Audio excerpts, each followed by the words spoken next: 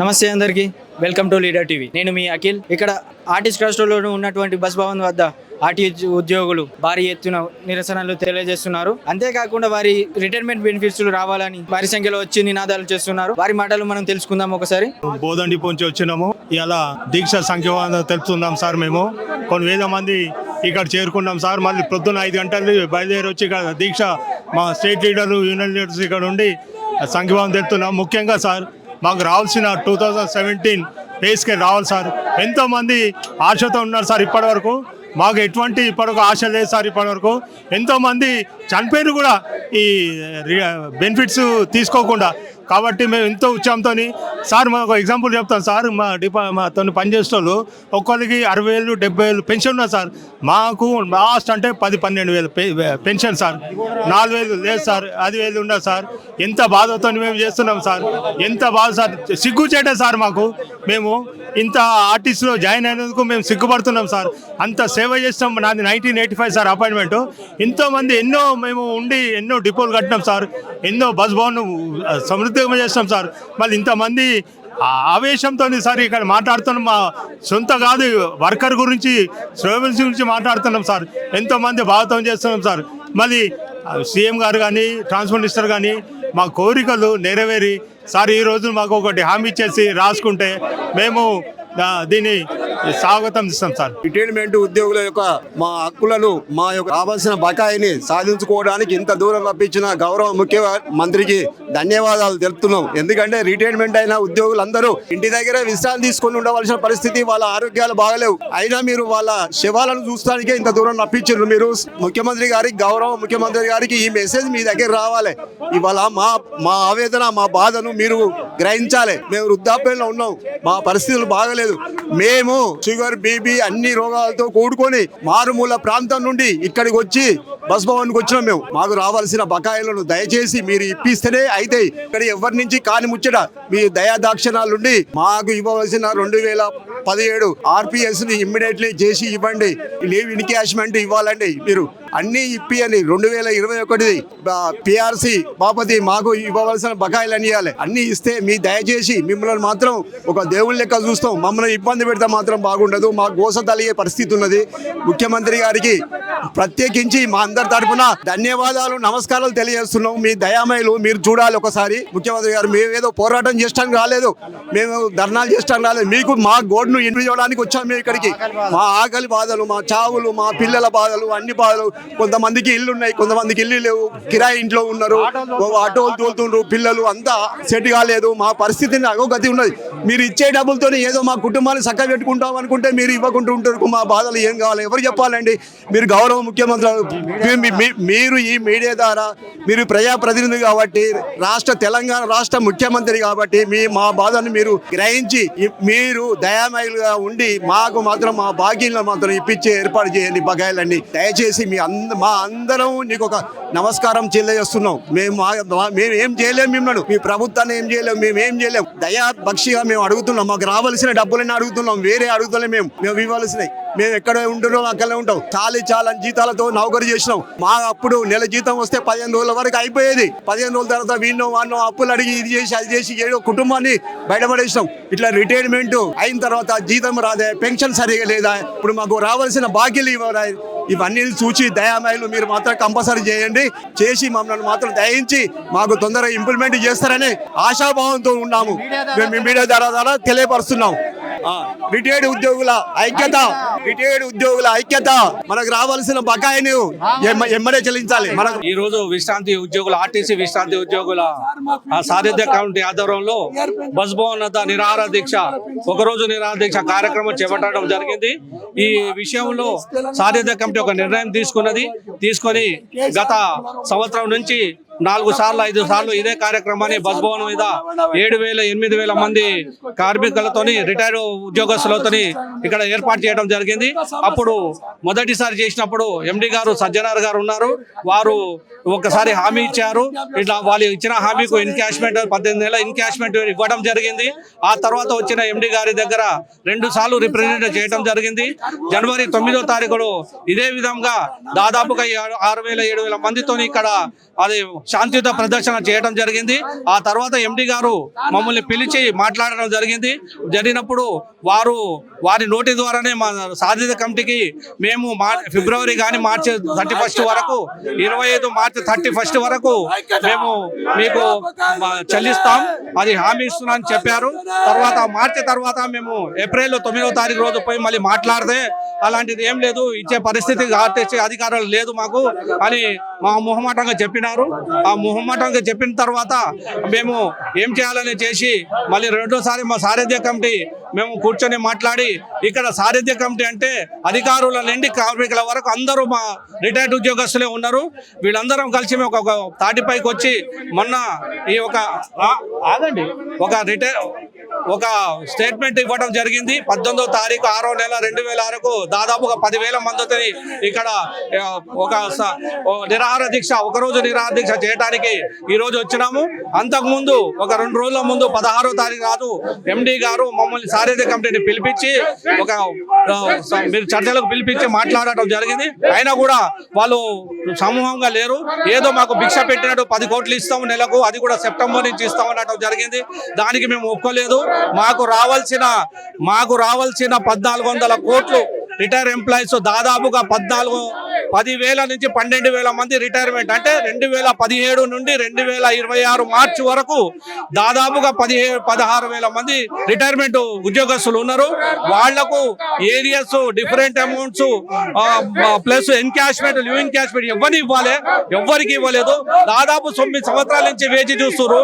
ఈ పద్ధతిలో దాదాపుగా 2017 నుంచి 2021 వరకు 350 మందికి దాదాపు చనిపోయినారు. వాళ్ళకు పైసలు అందక మా యొక్క పెన్షన్ లేదు. మాకు 2,000 నుంచి 4,000, 4,500 వరకే పెన్షన్ ఉంది. అంతకన్నా ఎవరికి కూడా పెన్షన్ ఎక్కువ లేదు. హయ్యర్ పెన్షన్ కూడా ఎవరికి రాలేదు. హయ్యర్ పెన్షన్ కూడా మనం పెట్టుకుంటే కూడా అన్ని రిజెక్ట్ అయినాయి. ఇక్కడ బస్ భవన్ చుట్టూ తిరుగుతున్నాం, అటు PF office Barkatpura PF office కూడా తిరుగుతున్నాం, అయినా కూడా మాకు స్పందన లేదు. ఈ కార్యక్రమ చర్యలు విఫలమైన తర్వాత మేము పొన్నం ప్రభాకర్ గారి దగ్గరికి, మన మినిస్టర్ గారి దగ్గరికి వెళ్ళటం జరిగింది. మెమోరాండం ఇవ్వడం జరిగింది.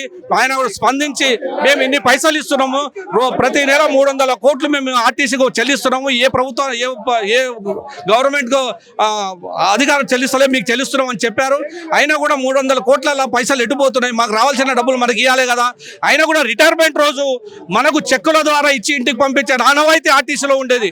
కానీ ఈ రోజు ఏం చేస్తారు, ఉట్టి పేపర్ ఇస్తారు, నీకు ఇన్ని పైసలు పిఎఫ్ ఎస్బిటీని పేపర్ ఇచ్చి ఇంటికి పంపిస్తారు.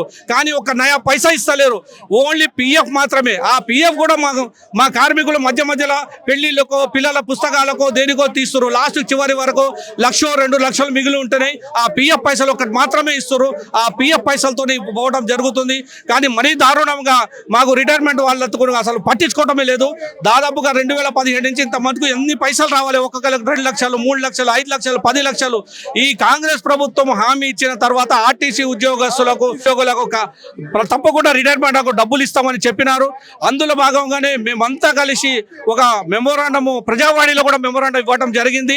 అయినా కూడా స్పందించకపోవడంతో ఈ రోజు ఈ కార్యక్రమాన్ని మొదలుపెట్టాం. ముందు కూడా ఈ కార్యక్రమం ఉధృతం చేస్తాము. ఈ రోజు క్యాబినెట్ మీటింగ్ నడుస్తుంది కాబట్టి మీ మీడియా ద్వారా కానీ మన ముఖ్యమంత్రి గారి దగ్గరికి సజెషన్ పోవాలని మేము కోరుతున్నాము. ఇంకోటి ఏంటంటే మాకు జీతాలు లేవు, పెన్షన్ మాత్రమే ఉంది. పెన్షన్ కూడా 2,000 నుంచి 5,000 పెన్షన్ ఉంటుంది. ఈ ప్రభుత్వం గత 2013 పే స్కేలు 2024లో చేశారు. 2017 పే స్కేలు మనకు కేసీఆర్ ప్రభుత్వం చెయ్యక 9 సంవత్సరాలు డిలే అయిపోయిన తర్వాత 24లో కాంగ్రెస్ ప్రభుత్వం ముఖ్యమంత్రి రేవంత్ రెడ్డి గారి ఆధ్వర్యంలో ఈ పే స్కేల్ జరిగింది. అప్పుడు 21% పే స్కేల్ చేశారు. ఆ తర్వాత మొన్న 3 రోజుల సమ్మె తర్వాత 11% 21 పే స్కేల్, అది 21 పే స్కేల్ మొన్న చేయడం జరిగింది. మళ్ళీ 25 పే స్కేల్ ఉంది. అంటే ఈ ప్రభుత్వము ఈ 5 సంవత్సరాలలో ఆర్టీసీకు 3 పే స్కేల్ చేసే ఘనత ఈ ప్రభుత్వానికి ఉంటుంది. కాబట్టి మేము దయచేసి మీ ప్రభుత్వానికి మా మినిస్టర్లకు కానీ ముఖ్యమంత్రికి కానీ మేము ఒకటే మా విశ్రాంతి ఉద్యోగుల తరఫు నుంచి సారథ్య కమిటీ ఒకటే చెప్తున్నాం, సార్ మీరు మా పరిష్కారం చేయండి, మాకు రావాల్సిన డబ్బులు మాకు ఇవ్వండి. మేము చిన్న ఉద్యోగస్తులం, పెద్ద ఉద్యోగస్తులం కాదు, మాకు అప్పులు ఉన్నాయి, మేము పెన్షన్లు బతకలేకపోతున్నాం. దయచేసి మాకు 14,000 నుంచి 16,000 మంది ఈ మధ్య 2017 నుంచి 26 వరకు రిటైర్ అయినారు. ఆ రిటైర్ అయిన సభ్యులందరికీ దాదాపుగా 13 నుంచి 14 కోట్ల రూపాయలు 1,400 కోట్ల రూపాయలు అవుతాయి. దాదాపు మీరు ప్రభుత్వ ఉద్యోగులకు రిటైర్మెంట్ ఉద్యోగులకు ఎట్లయితే నెలకు 750 కోట్లు 1000 కోట్లు ఎట్లయితే ఇస్తారో అలాగే మాకు కూడా దయచేసి ఒక మూడు దవాలు ఇచ్చేస్తే పైసలు అయిపోతాయి. మీరు దయచేసి మీకు ఉన్నత వ్యక్తిగా మీరు మంచి హృదయంతో మాకు ఒక 1000 కోట్లు వెంటనే విడుదల చేస్తే మేము మీ ఓటును పాలాభిషేకాలతో చేసి మీకు ఒక డిపో 97 డిపోలు 11 రీజన్లు 3 జోన్ల మీ యొక్క పేరును చేస్తాము. మీ గెలుపుకు ఆర్టీసీ కార్మికులు ప్రతిరోజు బస్సులలో ప్రతి కండక్టరు డ్రైవరు ప్రతిరోజు మేము కాన్వాసింగ్ చేసి మీకు గెలిపించడం జరిగింది. ఎవరి కోసం? గత ప్రభుత్వం మాకు చేసిన హాని గురించి, మాకు చేసిన మోసం గురించి మేము మీకు ఓటేయటం జరిగింది. మీకు ఇప్పుడు కూడా మేము అభిమానిస్తున్నాం. ఇప్పుడు ఆర్టీసీ కార్మికులు అంతా మీ వైపు మా రిటైర్ కార్మికులు మా యొక్క సహాయం వేయండి. 2017 నుంచి 2024 వరకు దాదాపుగా అందరూ వెళ్ళిపోతారు మీరు ఈ పైసలు ఇస్తే. 2024 నుంచి 20 పే స్కేల్ వచ్చిన వాళ్ళు ఉంటారు. కాబట్టి మీరు ఒక విధంగా మీకు మీ ఒక విజ్ఞప్తి చెప్తా రిక్వెస్ట్ చేస్తున్నాం సార్, మాకు మీ ఒక విలువైన సమయాన్ని మాకు కేటాయిస్తే మేము 10 నిమిషాలు ముఖ్యమంత్రి గారు మీకు 10 నిమిషాలు మా బాధలు చెప్పుకుంటాము. దయచేసి మీడియా ద్వారా మీకు తెలియజేస్తున్నాము. మీ దగ్గరికి మేము ఒక్క ఇష్యూ చెప్పండి సార్, మేము వచ్చి మా బాధలు చెప్పుకొని మీకు మా కష్టాలు చెప్పుకుంటాం సార్. దయచేసి 350 మరి ఇంకా ఎంతమంది చేస్తారో తెలియదు సార్. దాదాపు 60 నుంచి 70, 80 సంవత్సరాల వృద్ధులం సార్ మేము. మాకు ఏ పైసలు లేవు సార్. దాదాపు పిల్లలు పెళ్లిళ్ళకి అట్లనే ఆగి ఉన్నారు. పిల్లలకి ఇప్పుడు స్కూల్స్ ఓపెన్ అయినాయి. స్కూల్స్లో ఓపెన్ అయినాక పైసలు కట్టాలి, ఫీజులు కట్టాలి. ఏం ఫీజులు లేవు. మాకు వచ్చే 2,000, 3,000 పెన్షన్లకు మేము ఏం బతుకుతాం సార్. దయచేసి మా మీద కనికరించి ఈ యొక్క పరిష్కారాన్ని మీరు వెంటనే పరిష్కరిస్తారని మేము ముఖ్యమంత్రిని కోరుతున్నాం. వీడియో ద్వారా ముఖ్యమంత్రిని కోరుతున్నాం సార్. ఎండీని కలవకుండా ఈ బార్గెట్లు ఎందుకు పెట్టినట్టు? ఎండీని కలవకుండా బార్గెట్ మేము 18వ తారీఖు అనేది ఒక నిర్ణయించినాము. ఒక 10 రోజులు నిర్ణయించిన తర్వాత 16వ తారీఖు ఎండీ గారు పిలిచారు. మాకు పిలిపించి ఎండీ గారు రాలే కానీ ఎఫ్ఏ గారు, సిపిఎం గారు, మళ్ళీ ఈడీ గారు ముగ్గురు కలిసి మాట్లాడి ఏం చేస్తారు అంటే, ఏం లేదు మాకు మా దగ్గర డబ్బులు మీరు మర్చిపోవాలన్నట్టు మాట్లాడుతారు ప్రభుత్వ అధికారులు. ఏది మీకు ఏరియాస్ అనేది మర్చిపోవాలి. 2017 మీకు నెలకు వచ్చే సెప్టెంబర్ నుంచి 10 కోట్లు ఇస్తాము. అది కూడా డిఫరెన్స్ ఏమైనా ఉంటే 2017 డిఫరెన్స్ ఏమైనా మీకు వచ్చే ఈ లివ్ ఇన్ క్యాష్మెంట్ ఏదైతే పెరిగినే ఉన్నాయో అది 50,000, 60,000, 70,000 కంటే ఎక్కువ రావు. అవి మాత్రం అది కూడా ఇస్తాం. 10 కోట్లు నెలకు 10 కోట్లు ఇస్తాం, 2017 ఇచ్చుకుంటా పోతాం అని ఆ ధోరణి చెప్తారు. కానీ మొత్తం పైసల గురించి అయితే మాట్లాడతలేరు. మేము అది సమ్మతం కాదు.